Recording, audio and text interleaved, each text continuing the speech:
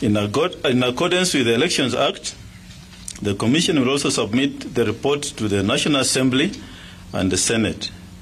In the spirit of transparency and commitment to public confidence in the register of voters and electoral processes, the Commission now provides this briefing to inform Kenyans of the summary findings and actions taken to address issues identified from the audit. The key figures we want to share with the country.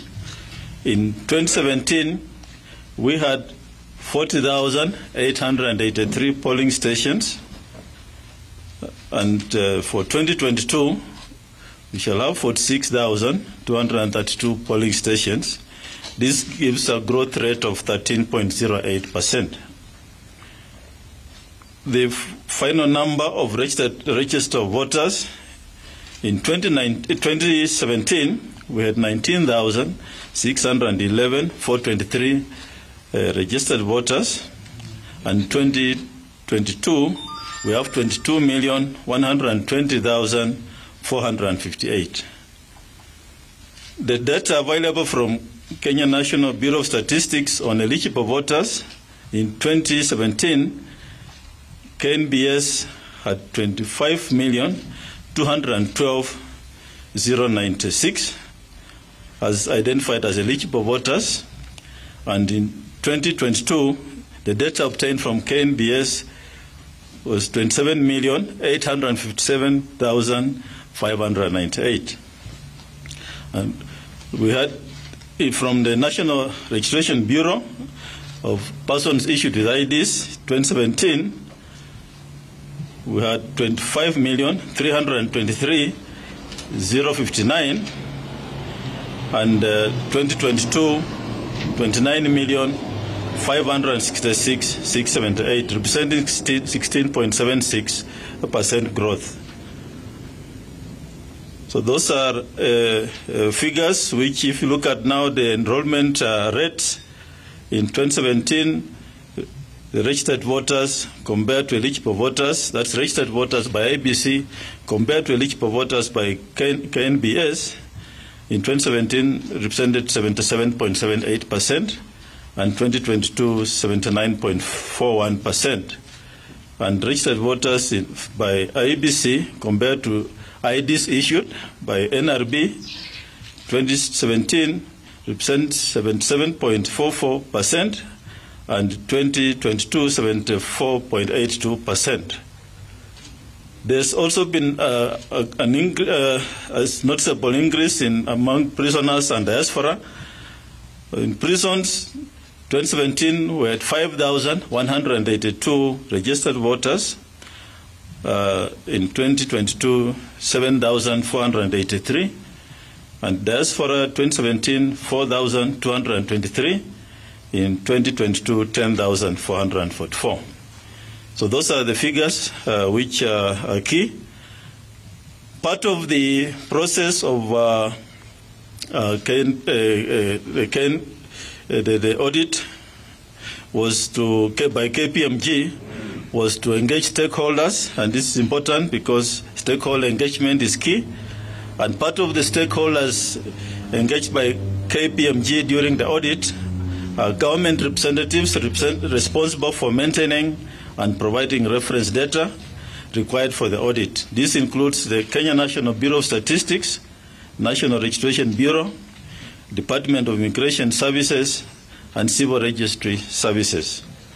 Aspirants and political parties were also engaged in conjunction with the Political Parties Liaison Committee, and aspirants running independently or through registered political parties were engaged in a meeting held somewhere in Nakuru. The public and media also engaged. We had an engagement and a representative from KPMG here on the 8th of June this year. And these briefings covered the state of the register, the state of the audit, highlights of the report, and the next steps towards certification of the register. I will now highlight a few. I'll highlight 7 recommendations made by the audit. And these are, number 1, There were findings on the process and system controls, processes and system controls at the IEBC. KPMG audit has identified a number of issues that can enhance accuracy and credibility in the register of voters. The audit has also recommended that IEBC gives priority to implementing a medium-term transformational program to ensure that it has systems, capacity and structure that will enable its role in anticipation of a fresh registration process before the 2027 general election.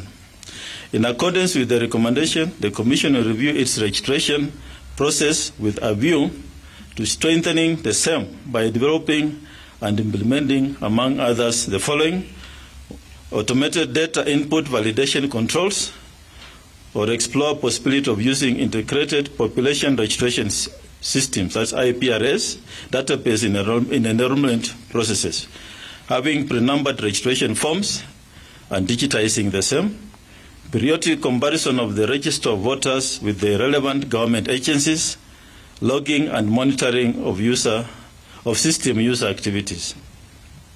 There was also a finding on transfer of voters.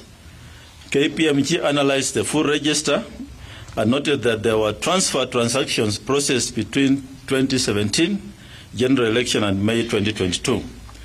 The analysis of those transfers identified several constituencies and counties showing trends of abnormal voter transfers having been processed in the register of voters.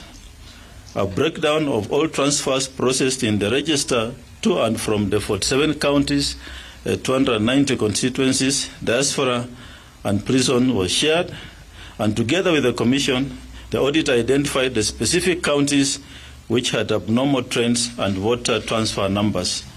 The objective of the joint exercise was to ascertain the accuracy and validity of those transfers and to enable quick corrective action.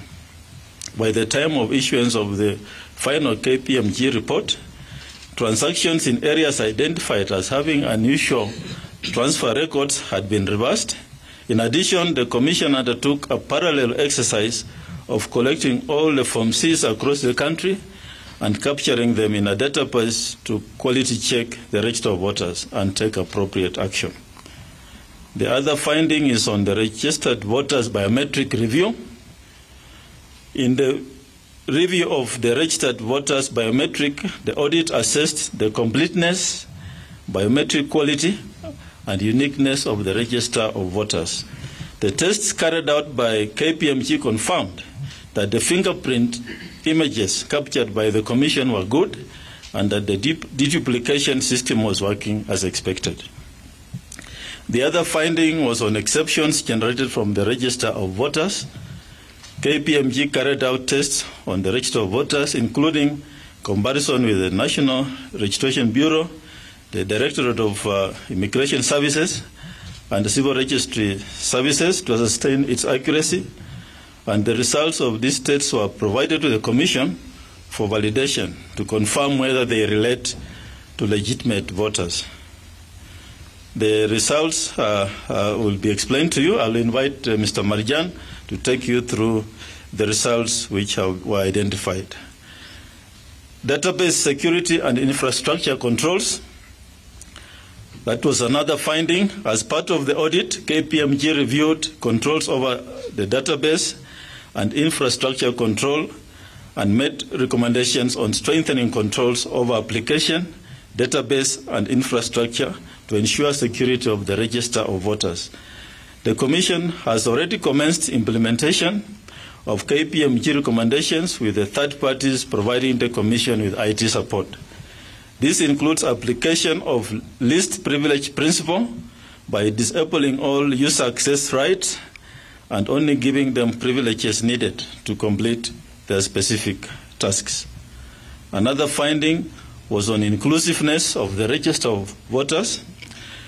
KPMG carried out an assessment on the inclusiveness of the register of voters with regard to age, gender, persons living with disabilities, and geographic distribution. Further, KPMG reviewed inclusiveness processes, policies, infrastructure, and mechanisms implemented by the Commission to enhance inclusiveness of the register of voters.